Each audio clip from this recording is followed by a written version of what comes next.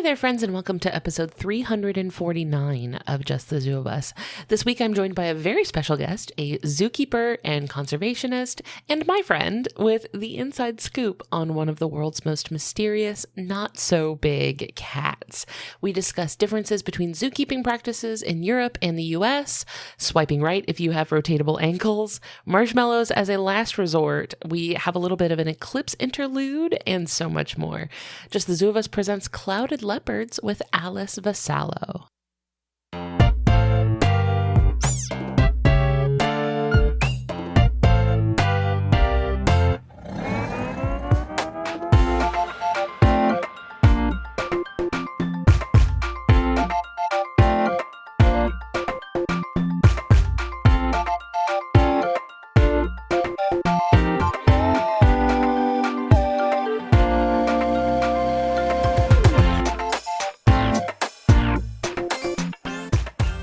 Hi there, everybody. It's Ellen Weatherford with Just the Zoo of Us, your favorite animal review podcast. I am so thrilled, so excited this week to have a brand new friend, possibly a new voice for some of you. Not a new voice for me. I've met you. I know you.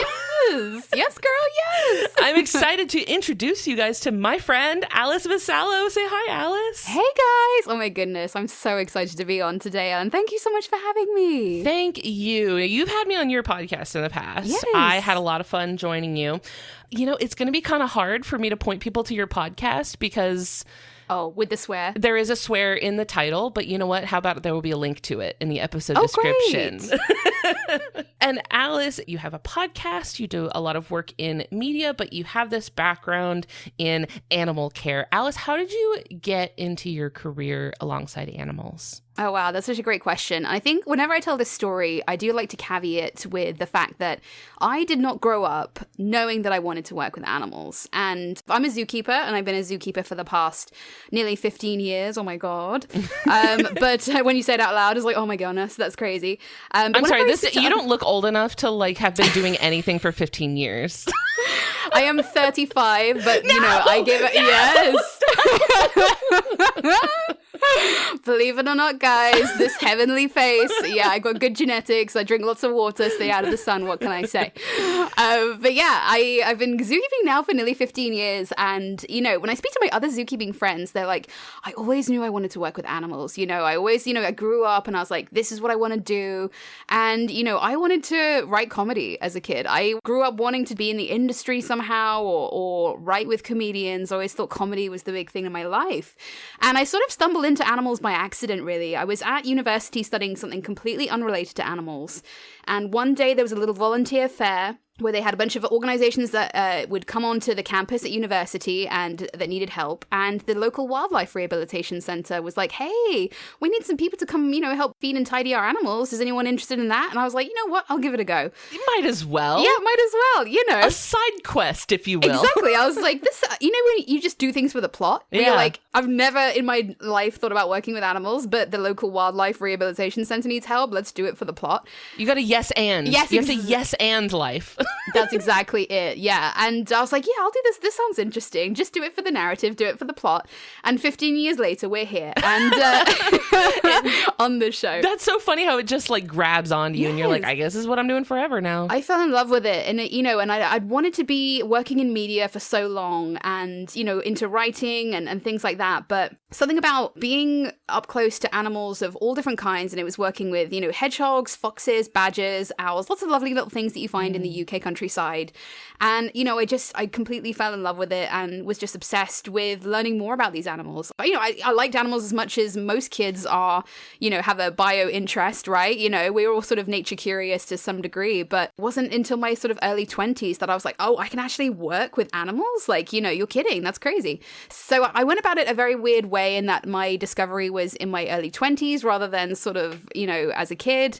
No, but I think that's important that people know that, like, you can do that, right? Oh, 100%. Because I think 100%. a lot of people end up in their adulthood and they're like, oh, I really love animals, but I think it's too late, right? Like, it's too late for me to get involved. It's too late for me to do anything with this. So I think it's important for people to know that, like, no, it's not too late. 100%. You can get in as an adult. Oh my God. I've met so many zookeepers that were working in, like, you know, had full-on careers and just at some point, and this is before even the pandemic, because I think that made people, kind of change their minds or at least look at from a different perspective. Yeah, the great shuffling, I think. Oh, 100%. Yeah, the great sort of like, oh, what am I doing with my life? Like, life is so short. Like, let's do something I've always wanted to do, because you never know when life is going to get snatched away from you. And this is even prior to COVID. I know so many zookeepers that had had a full-on career, had decided some of the way down the line that they hated the rat race and were like, hey, I want to work with animals instead, and landed, worked hard, got their degrees or their diplomas, or even just started volunteering and got a job that way and started working in zoos. So I really love pushing that message of like, it's never too late to find out what you want to do. It's never too late to sort of change your mind and go down a different path. Just, if it's calling to you, learn how to sort of get there and work really hard, and sooner or later it'll happen. And kind of like you mentioned, also coming into it from a completely different angle than a lot of people come in. Like, you're coming in from this passion for comedy and writing and media, and you have woven the two together, I think, in a really interesting way now. Yes, for the aforementioned podcast that will not be named on this show, but there is a link at the bottom. You can find me on there gently making fun of nature, There's some ribbing, some good-natured ribbing. Good-natured ribbing is exactly right. And it's, a discussion, a comical discussion of how we view our relationship with animals, typically animals that people don't tend to like too much. It's all lovely, us saying, all animals are great, but, we're all going to have favorites. There's some animals that are completely disliked by the public for a variety of reasons. So let's just examine that relationship. Let's examine why people think animals can be jerks. We'll say jerks. Like, jerks is a good word. Yeah. And, why are certain animals perceived as jerks? And let's just sort of talk about it. And we obviously had you on the show. We were talking about gators, which was a great episode, I think. Like, some big feelings about gators. 100%. And as, someone that, you grew up in Florida, right? And it's, something that I will never understand, obviously, growing up in the UK. It was just, how much of a big part gators were to the Floridian cultural aspect of it. 100%. Yeah, they are your neighbors. That's your neighbors. Yes. Your neighbors that you can't do anything about. Yes, exactly. Yeah, the neighbors that you wish weren't there, but actually sort of sadly moved in. And I loved learning from you about, this sort of cultural view of gators. It's fun learning all the facts and things, and, I've never worked with crocodilians, but, learning the facts and watching the documentaries, but, actually seeing the sort of anthrozoological side of things. How do we relate to these animals? How do they weave themselves into our myths, into our stories, into our pop culture, into our, our day-to-day lives and our community. So I thought it was really fun. And so, it's been great to, mesh the comedy with the animal stuff a little bit later on as I sort of progressed in my career. Yeah. Has there been a time on your show, or maybe even just like in the work that you've done with animals, where you came in with a perception of this animal or an attitude towards this animal that changed? Like, have you had your mind changed? Yes, all the time. And I think I'm going to do something unexpected here, because I've worked with big cats for the last 6 years. And I'm actually going to say big cats are pretty boring to work with. I love them. Whoa. Yeah, I know. Spicy hot take. Hot take, guys. Yeah, spicy hot take, caliente. You heard it here first. Radioactive take, I fear. Exactly. No one's touching this with a barge pole. Like, now I wouldn't be allowed to say that, but like, you have had the experience. I think you get to make that claim. Yeah, I think, I love carnivores, and that's my bread and butter. And I think, we're talking about a carnivore today. We're talking about amazing carnivore today. But I think big cats, as it goes, often the animal that a lot of zookeepers start getting into zookeeping because they want to work with them, right? Like, they are majestic, they're beautiful, they're dangerous, they're alluring, they're all of these incredible things. And, as a cat person myself, are you a cat person? Oh, for sure. Yeah, we have a cat. Okay, good. Yeah, we got a kitty cat. Thank God. No dog people on here. Great. No, but I get it. He is also a really boring cat. Yeah, sure. And I think cats, and especially big cats as well, because you are somewhat limited in what you can do with them. And, that extends to a little bit to the animal that we'll be talking about today. But that's my hot take, in that, I started out zookeeping being like, oh, I want to work with the big kitties. I want to work with the tigers and the lions, and I want to see what it's like. And when I got there, I was like, you know what? This is great, but this is not as great as I thought it would be. It's it's great, don't get me wrong, but there are other really cool species to work with.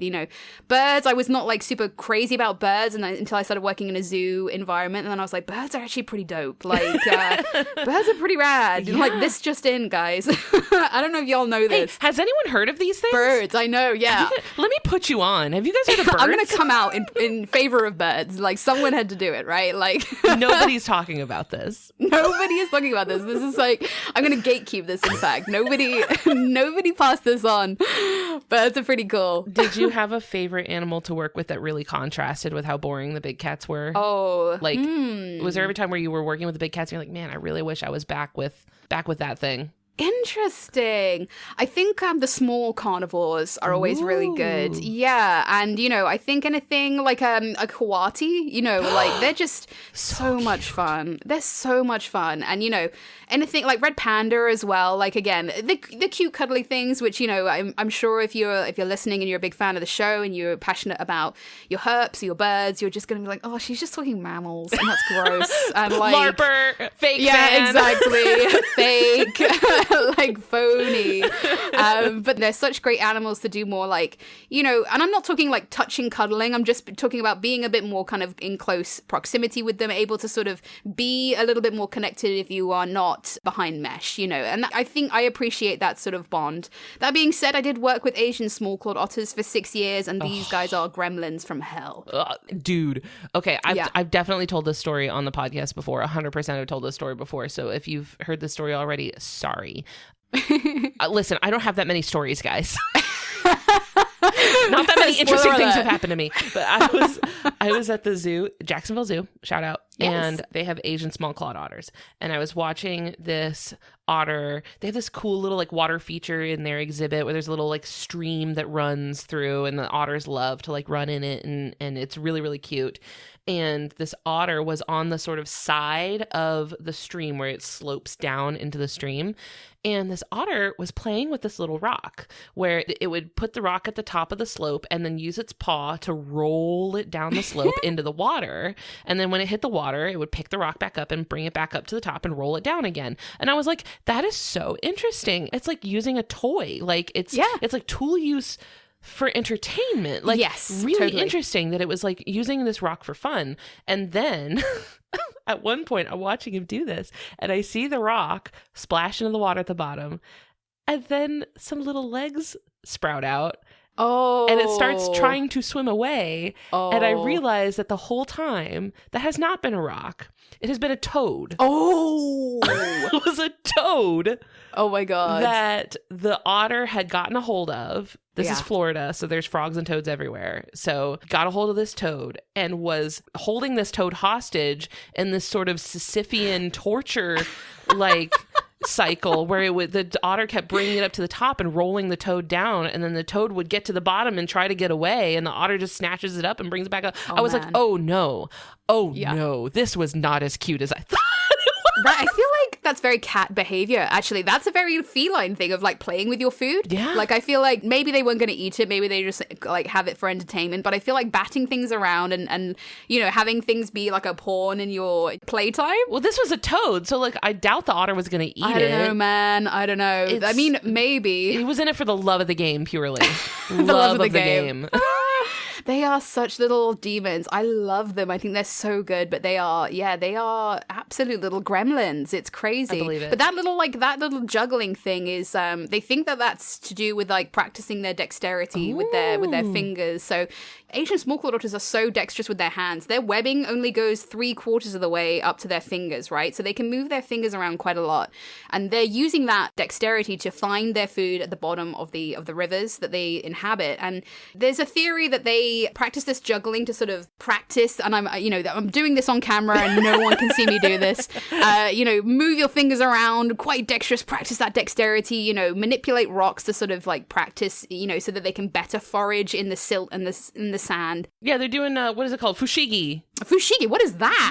Do you remember? Okay, you remember David Bowie in the movie Labyrinth? Yeah. And he's doing he's got those crystal ball things. Oh yeah. 100%. These guys are on that. Yeah. Okay. It's also called contact juggling. Oh, I love it. I guess Fushigi is the brand name, I think. So it's like Hoover. Like when you say Hoover something or Kleenex. I'll let me grab a Kleenex. I see. That's great. Yeah, so there's a theory that they do it because of that, and then there's a theory that they do it just because it's fun. And I kind of like both of those things. Like I think both of those theories are both equally excellent. So I think sometimes in science people can underestimate animals' capacity for joy. Oh yeah, 100%. Animals just have fun sometimes. Sometimes things are fun and feel good. Yeah, they just goof off. Yeah, they and I think they are capable of such shenanigans that I feel like this fits so nicely into the repertoire of things that they would just do because they feel like it. Yeah, they very much like the cats. I mean, like I think otters definitely give cat vibe a lot of the time, but like cat software on Mongoose weasel hardware. That's it, exactly. Before we get away from like zookeeping stuff, because I want to tie this back into the animal that we're talking about, because you mentioned having experience working with big cats, including the big cat we're going to be talking about today.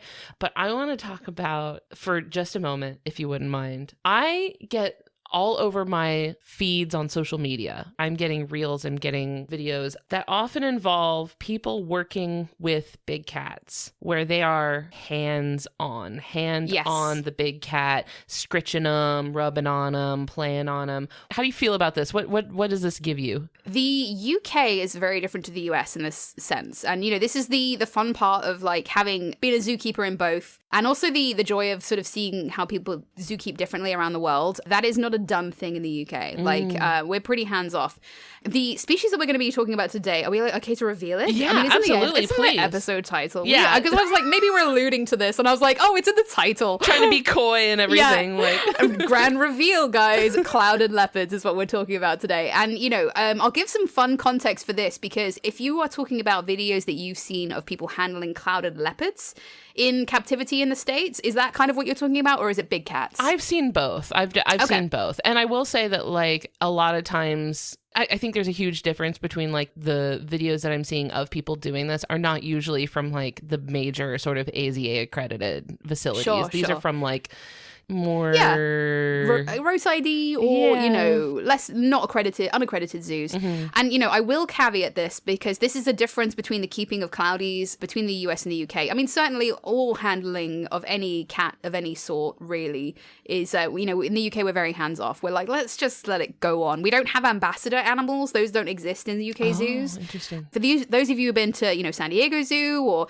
the Bronx Zoo, Henry Dorley Zoo, whatever big zoo that you guys have been to in the States, because you guys have a lot of amazing zoos in the States. But, you might know that ambassador animals feature quite heavily as sort of a way to connect the public to these particular species, right? And they might come out and do more, like private one-on-one encounters, or they might do little shows or whatever it is. But that's not really typically a thing that's done in the UK. If you're talking about handling or the sort of touching of clouded leopards, that's not a thing done in the UK, but it is in the US, and there is a reason for it. Oh. The reason for it is, and I'm actually kind of more leaning towards the American side of this actually might be good, which is so backwards to what I think about handling big cats, because I'm usually like, absolutely not. Should you be scritching that lion or that tiger? I am so anti that. I'm like, no, that's not right at all. This is a no zone. Exactly. Yes, it's like, you want to, but we must not. We must not. You simply with mustn't. The scratching, with the thing. Exactly right. But fun fact about clouded leopards, guys. Clouded leopards, when you put them together in captivity, the biggest cause of mortality for clouded leopards is they kill each other.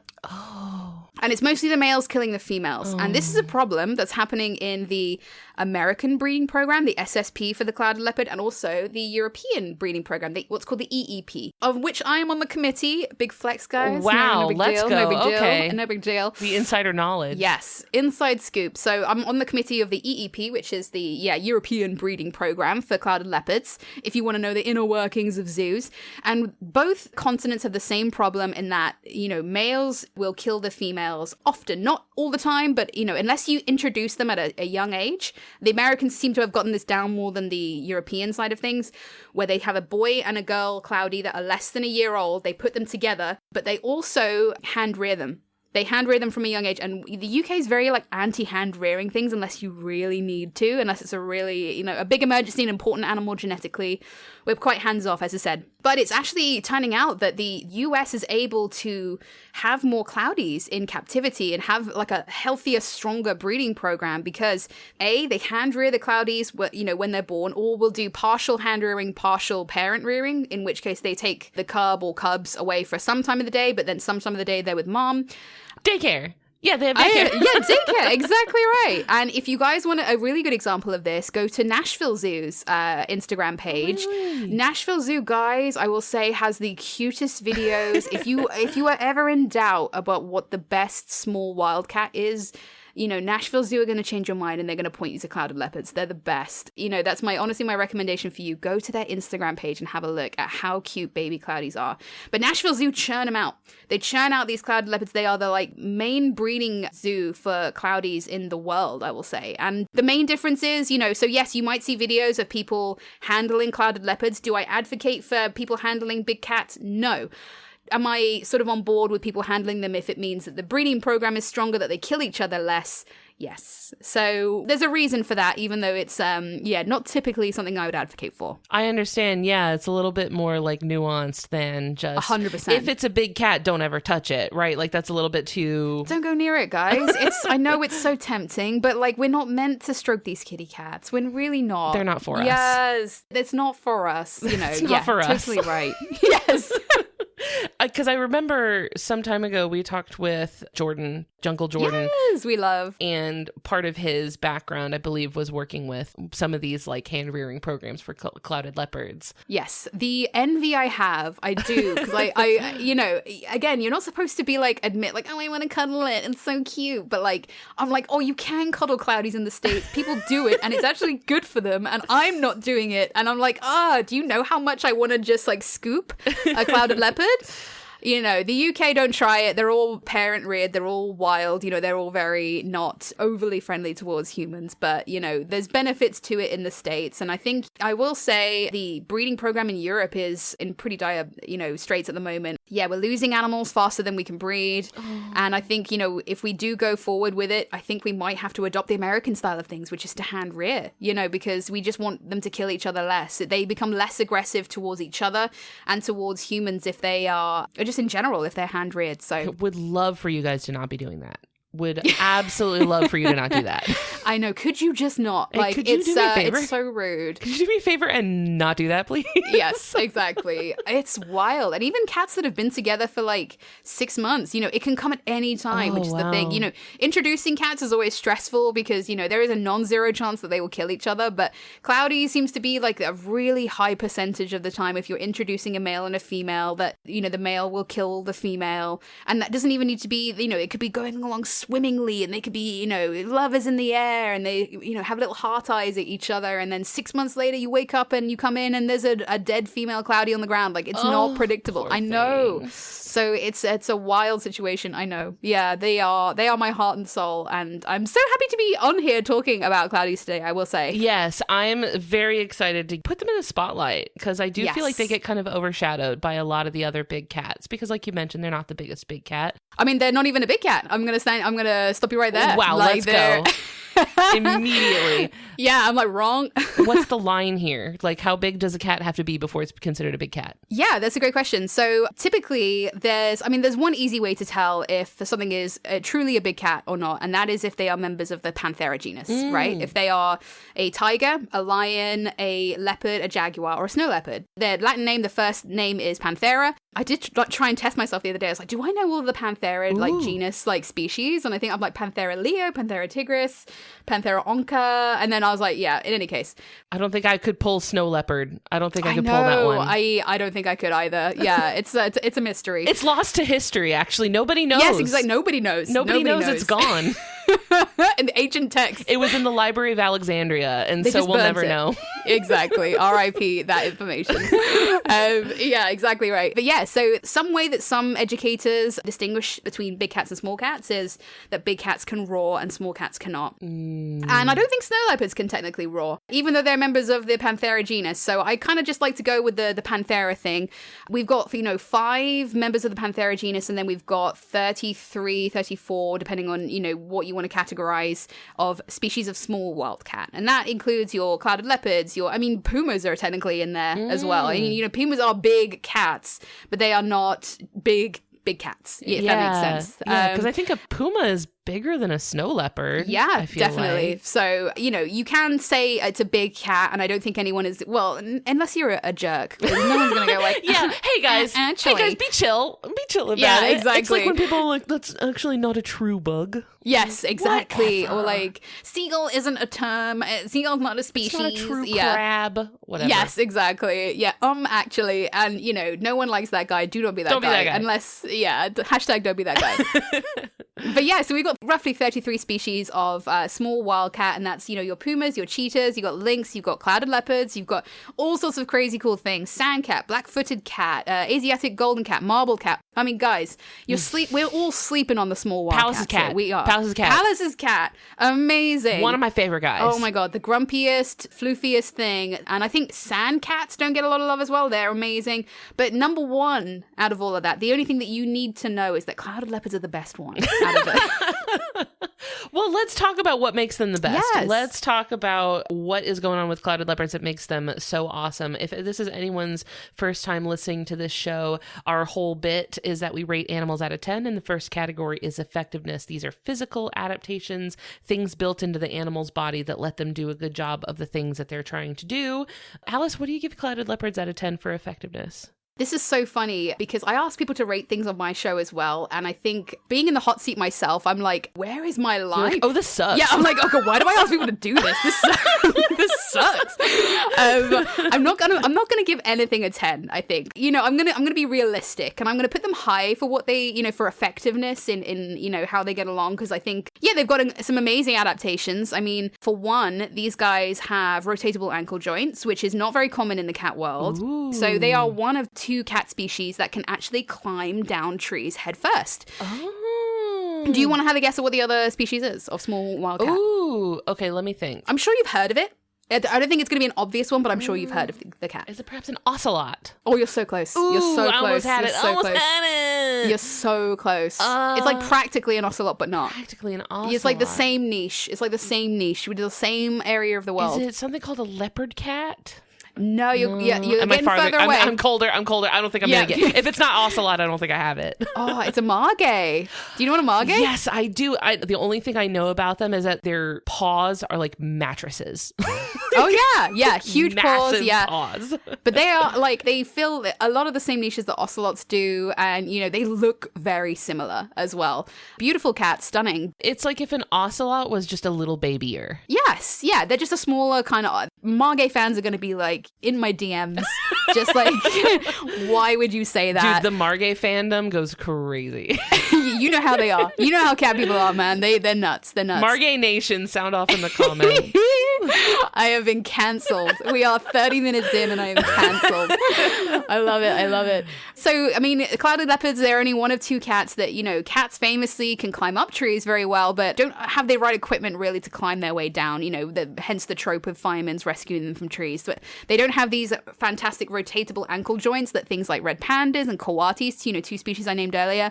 Maybe I'm just having an attraction to animals that can climb down trees. As I'm saying it, I'm like... You love a tree moment. Yeah, what is in that? A They tree. look like a semi-arboreal. Yeah, that's so weird. When you just say things and your patterns are sometimes just revealed to you. So maybe I'm just a fan of these animals. A long time ago, I had someone on who was like naming all of their favorite like animals that they thought were the coolest, and it was all animals like with like weird floppy noses. Oh, I love it. So like a sengi, like or, elephants and tapirs and saigas and stuff I like see. that. And they were like, yeah. wait, it's all the things with weird floppy noses. Yeah, I have a type. I didn't know. You have a type, yeah. And I your have a type. It's up in the trees. Yeah, it's an arboreal mammal that climbs down with no problems at all. But yeah, that being said, your dating profile. yes, like swipe left if you exactly. You can climb down trees. You got those sexy rotatable ankle joints. Yes. Oh my gosh. Yeah, dream guy up in the trees. Up in the trees. That's my man. You're looking up at a tree house like, yeah. Yes, exactly. Swipe right if you have a tree house. Exactly. Oh my god, I love it. Love them up in a tree. In answer to your question in terms of rating, I'm going to give them an 8. That's good. Yeah, I think that it's high, but I don't think it's perfect, right? Like, I think, 10 is like at the level of perfection. And I'm like, is any animal perfect at what it does? Like, what would you give it 10 if not these? I don't know. I don't know if I would. I think, 10 is reserved for like, this species cannot get any better. And, but that being said, me. That's me. Can't get 10 is Ellen is the Can't be only 10 I will improved ever upon, give. Yes, exactly. There's no evolution beyond Ellen. Like you're as good as it's gonna get.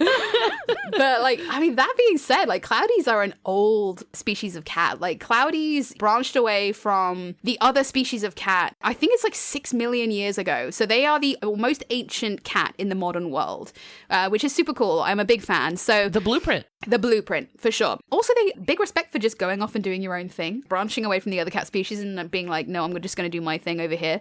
So, in terms of effectiveness, I'm going to say an 8. Very well camouflaged. They've got these amazing, it's so hard to see them even in the enclosure if they're up in the trees. And they're low to the ground as well, which, they are a semi-arboreal species, but when they do come to the ground, they are a little bit more vulnerable. Usually their territory overlaps with things like common leopard. So, and obviously humans as well, trying to poach them and hunt them. So I think if they can be low to the ground and unnoticeable and very quick and very sleek and moving in the shadows, then great. They're also nocturnal as well, which I think helps their cause. I mean, now that I'm saying it, I'm going to give it a 9.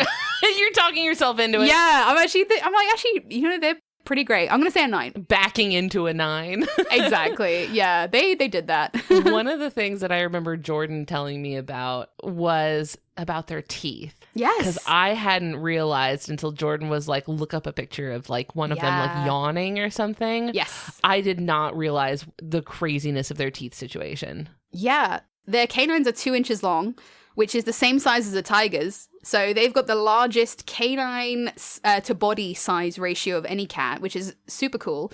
They have no business needing those canines to be that long. They are not trying to take down a giant deer. I mean, they might take a smaller young deer, but, their main prey is things like gibbons, if it's the cinder-cladded leopard, slow loris, or red panda even. Sorry, red panda. They're not trying to take down, like, giant goats or anything like that, but... Well, they might. Actually, yeah, they might take small goats. But in any case, 2 inches long for their canines. They're bringing a bazooka to a knife fight. 100%. Like, they went overboard. But they've also got the widest gape of any cat as well. It's just they can open their mouth at 100 degrees, which is wild. And that does also seem excessive. Yeah. Because I'm like, what are you eating that's even that big? Like, yeah, for sure. What are you wrapping your mouth around even? Like, why are you even doing that? 100%. Why? But then you mentioned them being like a super, super ancient species. I wonder if that's just left over. 100%. I think a nickname for them is actually like the modern saber-toothed cat, right? I see it. Because they big old teeth that they kind of, evolutionarily they don't need too much. They, their prey is not super massive. So yeah, I think I'm gonna lean now into a 9 in terms of effectiveness. I will say, it doesn't hurt. Looks cool. So keep it. Yes. Yeah, adds to the, and beauty we're talking about is another one we've got to rate. That's in there. Yeah. Hey y'all, we're going to take a quick break to hear from our friends on the Maximum Fun Network. When we get back, we're talking ingenuity and aesthetics for clouded leopards, so stay with us. Hi, I'm Justin McElroy, and I host Sawbones with my wife, Sydney. I'm here with Max Fun Member of the Month, Amanda Adams. Thank you so much for being a supporter, and thank you for being our Member of the Month. Woohoo! You're so welcome. How long have you been listening to Sawbones, Amanda? It's been probably a good 10 years. I very much enjoy Dr. Sydney and everything she does, and it's wonderful to be able to support it. Let me ask you about the most important moment in your life when you decided to become a Max Fun supporter. Honestly, I am just proud I can support the people who make me hours and hours of content every week. I feel honored to do it. Amanda Adams, thank you so much. I really appreciate your support. Congratulations on your whole month. Thank you so much. It has been a good month already. Support the shows you love, including this one. Check the show notes for a link or go to MaximumFun.org/join. All right, we're over 70 episodes into our show. Let's learn everything. So let's do a quick progress check. Have we learnt about quantum physics? Yes, episode 59. We haven't learned about the history of gossip yet, have we? Yes, we have. Same episode, actually. Have we talked to Tom Scott about his love of roller coasters? Episode 64. So how close are we to learning everything? Bad news. We still haven't learned everything yet. We're ruined! No, it's good news as well. There is still a lot to learn. Woo! I'm Dr. Ella Hubber. I'm regular Tom Lum. I'm Caroline Roper, and on Let's Learn Everything, we learn about science and a bit of everything else too. And although we haven't learned everything yet, I've got a pretty good feeling about this next episode. Join us every other Thursday on Maximum Fun. The second category that we rate animals on is ingenuity. These are behaviors, things the animal is doing, whether that's navigating their world, solving problems that they face, things like that. What would you give clouded leopards out of 10 for ingenuity? I think I'm going to hover around the 8 or the 9 as well, only because we don't know too much about their wild behavior. Most of what we know about clouded leopards is watching their captive counterparts, right, in zoos. They're nocturnal. As I said, I mentioned they've got these short, stumpy legs. They're quite low to the ground, so they're quite difficult to spot anyway. They're quite sleek. They move in the shadows. But with some other species of big cat, you can trap them, put collars on them, and sort of, set them back out in the wild, see what their movement is like, see what they're doing, their activity budget, blah, blah, blah.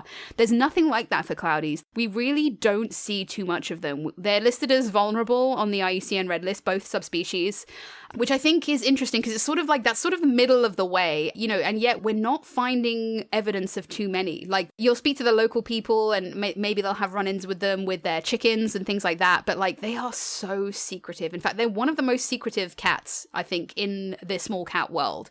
So in terms of ingenuity, if they're doing their thing right, I mean, they're not doing so great. Obviously, poaching and deforestation is contributing to, their numbers decreasing over the years, but they, for the most part, are keeping to themselves, and I kind of respect that. Like, they're doing it well enough where we have so many questions that are unanswered about cloudies. It's not for us. Once again, that's not for us. It's not.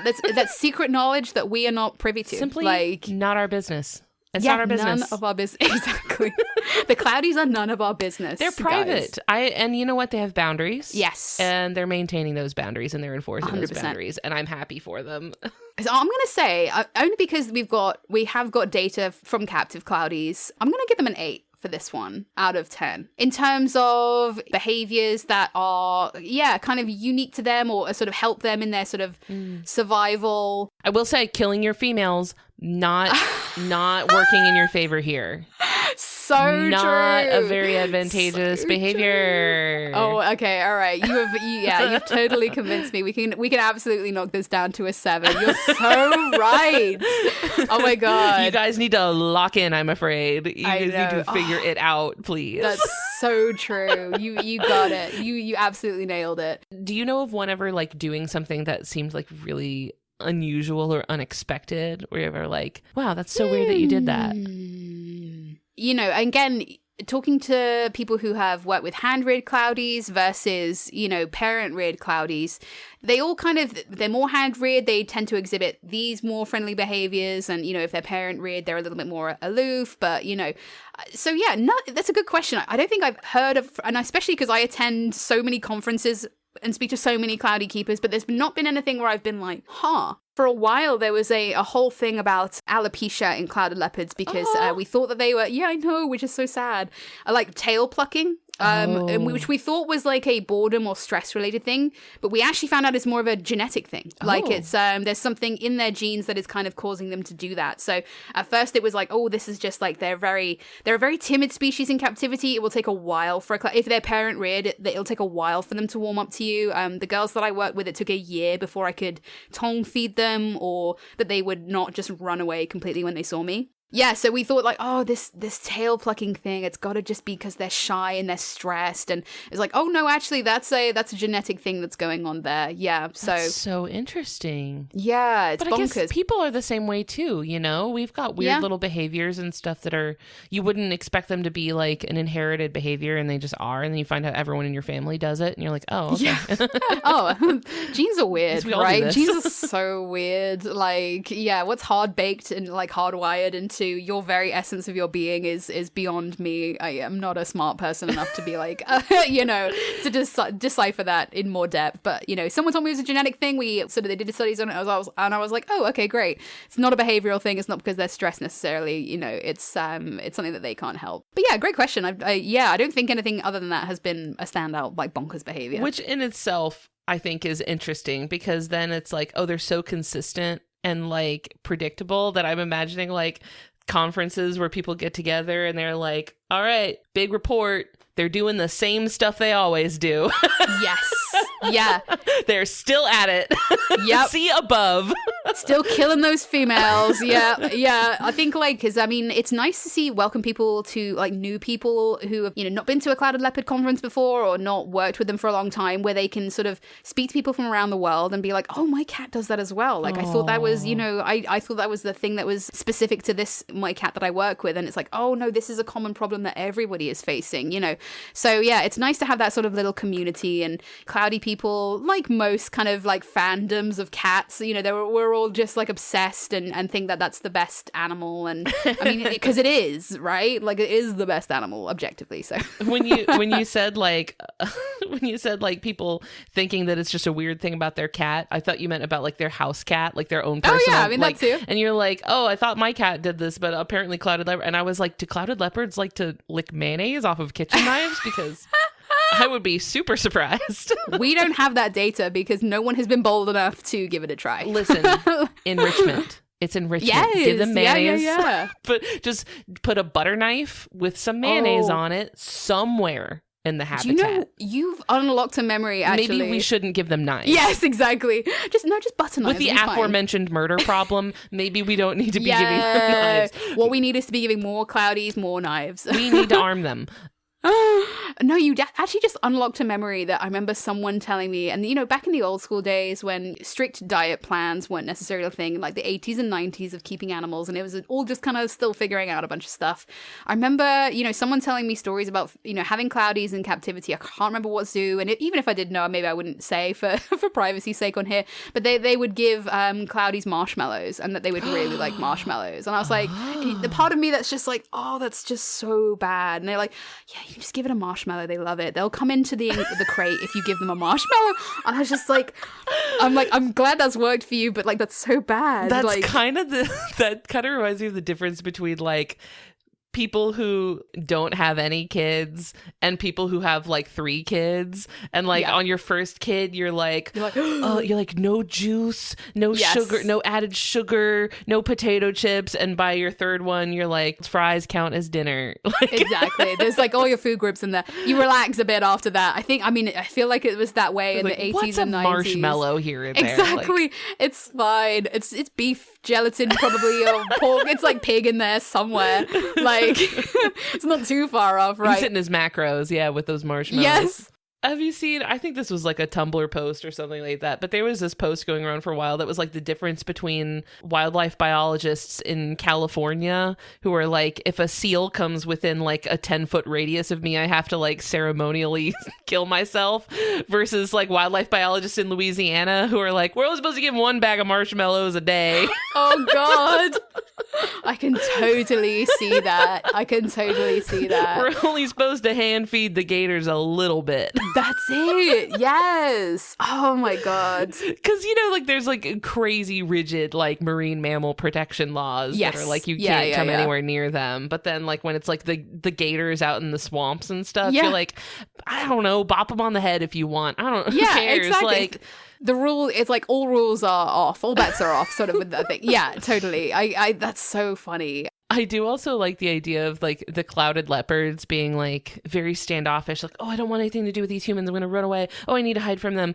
You guys do have marshmallows though, so I am gonna circle back for those marshmallows. That's it. It's like the the fail safe, like the last ditch effort to get them into a crate or onto a scale, and you just like, I guess they're alive and well. It's cost effective. Yeah, exactly. You can get a big bag of marshmallows. So true. Yeah, so much cheaper than meat. Like, yeah. In this economy? Yes, exactly. In this economy? Just spoon feed them fluff. Hope you guys love marshmallows, because oh boy, we went to Costco. Yes, head to Costco, get a big old bag. You're laughing. What about enrichment? Do you guys give them any like little like things to play with or like things for funsies? I mean, mean, the girls that I used to work with were like, if it's too difficult, they absolutely, like, to the point where if you put a box, like a food item in a box, and the box was like slightly too hard to get into, they'll be like, nah. Same. Same. I can go a day without food. It's fine. Like, it's not worth it, actually. Yeah, exactly. Exerting effort for like 5 minutes on this thing, I'm over it. Scents are always a big one with cats as well, like blood trails and perfumes and, you know, herbs, I should say, in the American way. We say herbs in the UK. No, say it your way. I think this is, you don't have to. Yeah. Herbs. Don't make fun of me. Herbs. I was saying her. The her was there, my girl. I was saying herbs. Herb to me is just, it sounds so silly, but yes, we do herbs and spices. Yeah, I mean, like any ice things as well. I mean, like many cats, like it's just so dependent on the cat, the confidence of each cat, depending on how much they love the enrichment. Like some you can make the most difficult contraption for and they will not bother. And some will be entertained with just a cardboard box. So, you know, it varies so much. I'm so sorry to say, can I just, the eclipse is like outside. Go. Are you okay if I just pause for like Go 2 check out minutes? that eclipse. Go tell me if it looks cool. Yeah, Report back. I'm so sorry. No. It was. I'm do like, it. I can see it. I'm so sorry. I'm leaving this in. I want to hear if it's cool. Okay, give me 2 secs. Okay. Oh my gosh. Any luck? The funny thing is, I can't even see it. It's hidden on the houses. So I was like, I can see that it's darker than normal outside for this time of day. That counts. Yeah. That counts. You know what? It counts. I just like sprinted. I was like, I'll just like is there still open time? the door. Yeah. But it's like, I can kind of like roughly see, but it's fine. I'll see pictures. It's okay. I remember we traveled to go see the path of totality for the 2017 solar eclipse. Ooh. And to me, the most surprising thing about it, first of all, when the total solar eclipse hits, it is like immediately over the course of like a few seconds, it suddenly becomes like evening time light. Yes. And this was like, you know, middle of the day. This was maybe like 4 p.m., I want to say. So, and it suddenly just was like dark, as if it was like late in the evening. And the thing about that was so surprising to me, first of all, it got colder. Like it immediately got colder. Yes. And all of the birds went silent. Like instantly. It was like all of them just immediately fell completely silent. And that's creepy. The eclipse lasted like a couple minutes. You know, it's like what, like 2 or 3 minutes? Yeah. Like the total solar eclipse takes like a few minutes. And even just in those couple of minutes, first all the birds went quiet. So it got like eerily silent in this park. And then after like a minute or so, the crickets and the frogs and all of the nighttime animals all started calling. And it was literally like, it sounded like it was the middle of the night because all the nighttime animals were like, it doesn't usually happen now, but all right, it's dark, I guess it's time to go. And so they all start going, and then the eclipse ends, the sun comes back out, and they're like, you can almost hear their frustration. They're like, what? Wait, what? You woke me up for this? Yes, exactly. Man, now I'm not gonna be able to sleep again. Yeah, totally. Like totally messed up their sleep schedules. And then all the birds came back out. But that was like the most surprising thing to me, was that like the animals responded to it so dramatically. Like, so instantly. Like, that's crazy. It was very interesting. It made me think about how humans would have responded to eclipses before like understanding what was going on. Because you hear about these in mythology, and like there's in history where like, I want to say there was like a battle. It's some ancient battle where a total solar eclipse happened in the middle of the battle, and both sides just like immediately just dropped their weapons and went home. They're like, nope, demons. Sign from the gods. Shouldn't be doing this. Like they just went gods home. have spoken. See you later. Yeah. Oh my god. Actually, never mind. It is spooky out here. It is not that important. Like what we're doing. Turns out it wasn't that deep. It was not that deep. We were going home. Yeah.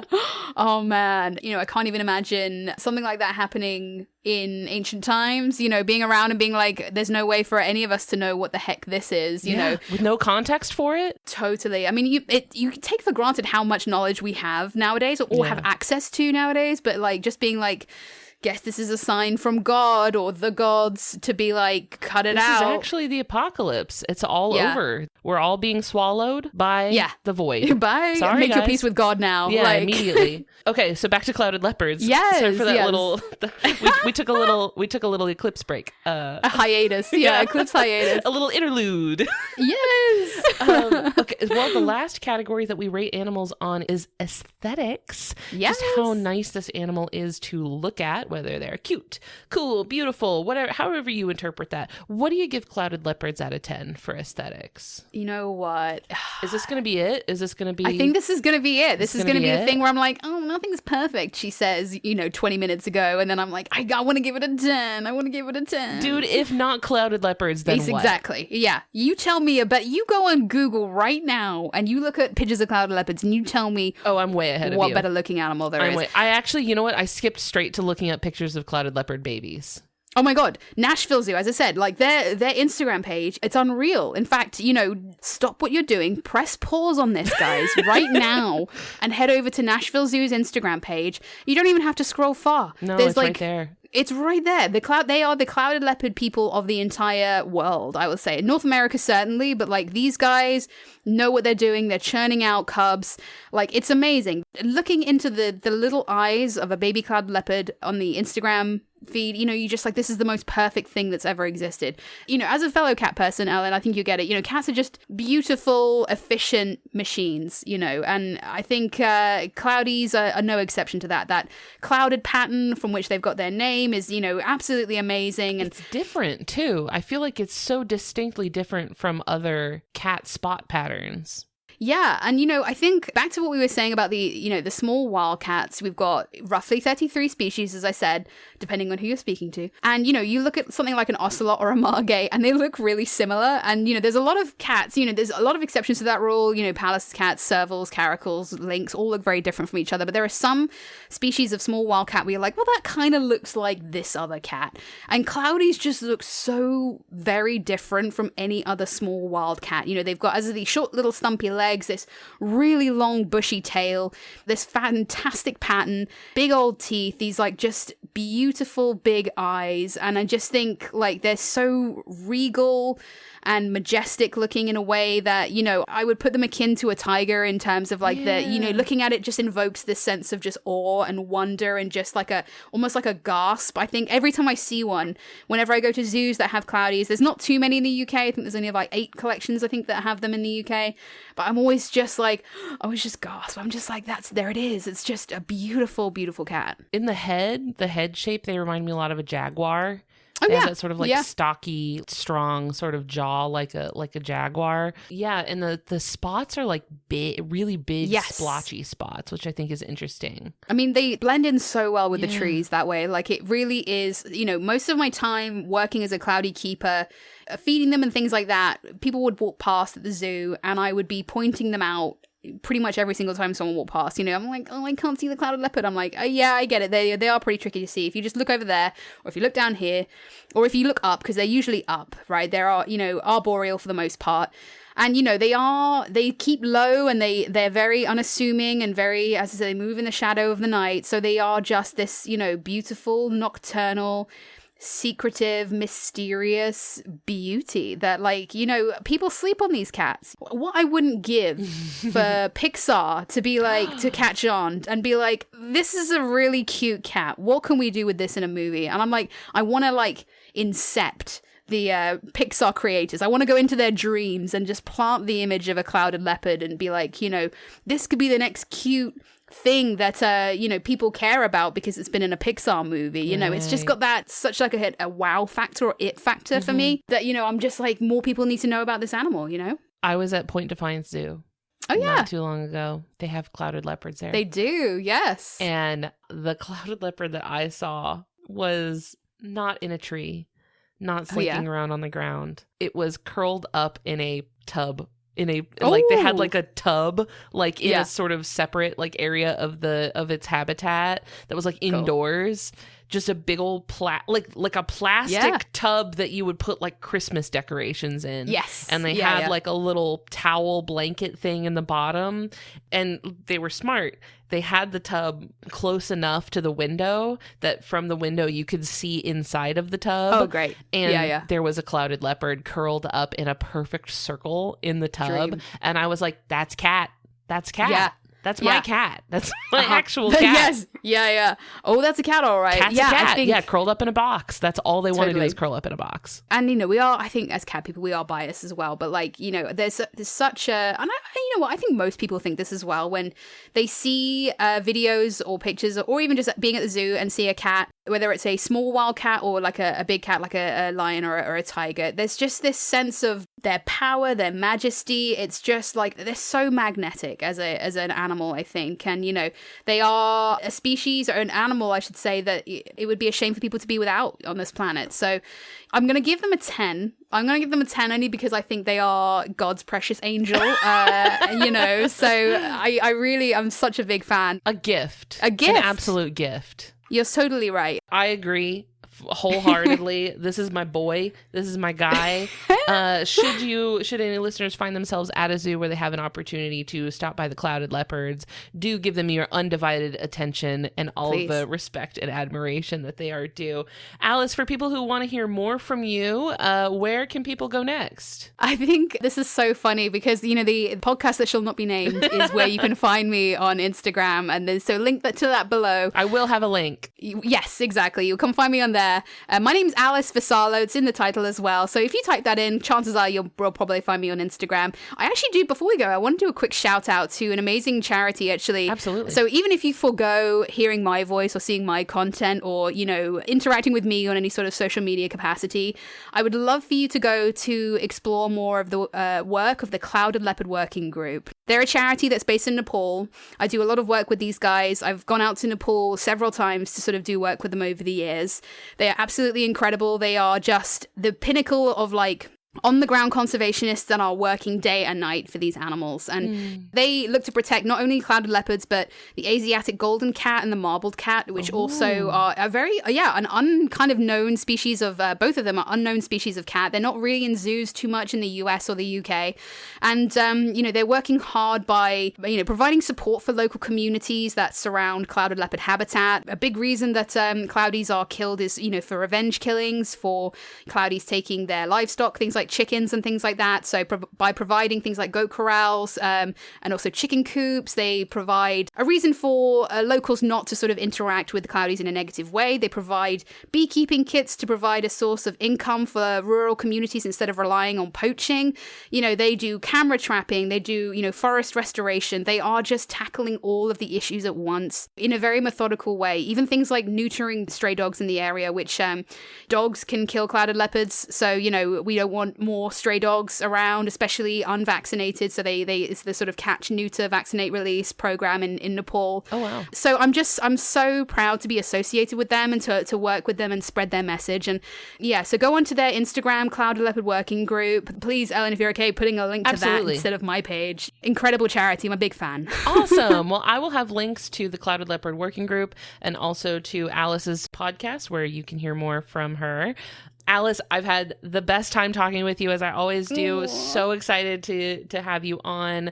Thank you so much. I've learned so much from you, and I hope that people have a deeper appreciation. Maybe a new favorite animal. That would be the best. Could be a new favorite animal. They're the best animal. It's a fact. Thanks so much, Alice. We'll talk to you later. Bye. Bye. Thank you all so much for listening. I hope you had a great time and learned a thing or two about your new favorite animal. If you liked what you heard, I would love it if you left behind some kind words for us in a review on your podcast app of choice.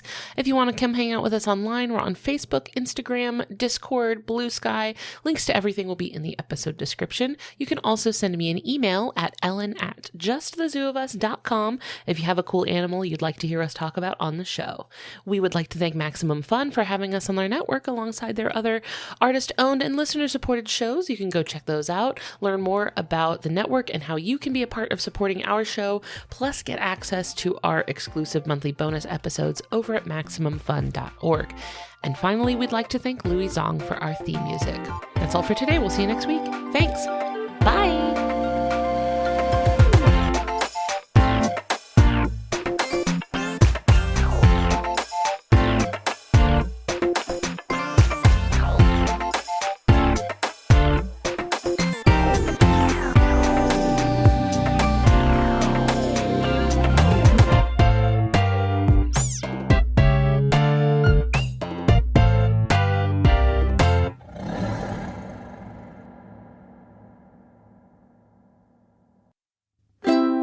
Maximum Fun, a worker-owned network of artist-owned shows. Supported directly by you.